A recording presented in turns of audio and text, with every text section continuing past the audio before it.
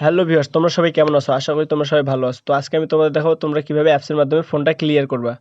তো অ্যাপসটা পাওয়ার জন্য আপনারা আপনাদের ফোনের প্লে স্টোরে চলে যাবেন।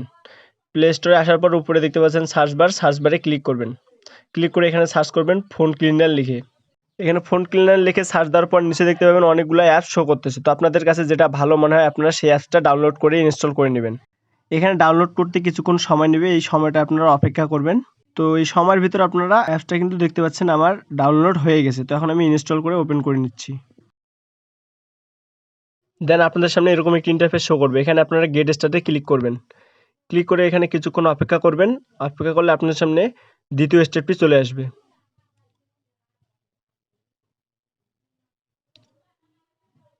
নিচে দেখতে পাচ্ছেন লেখা আছে কন্টিনিউ ক্লিক করবেন। তারপর অপশনগুলো সব অ্যালো করে দিবেন। এখানে কিছুক্ষণ অপেক্ষা করবেন।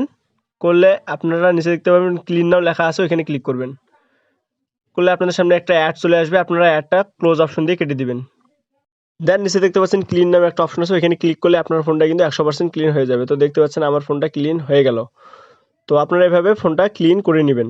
যদি ভিডিওটি ভালো লেগে থাকে তাহলে অবশ্যই আপনারা ভিডিওটি লাইক করে চ্যানেলটি সাবস্ক্রাইব করে পাশে থাকবেন। তো আজকের মতো ভিডিওটি এখানে শেষ করলাম। সবাই ভালো থাকবেন, সুস্থ থাকবেন। ধন্যবাদ।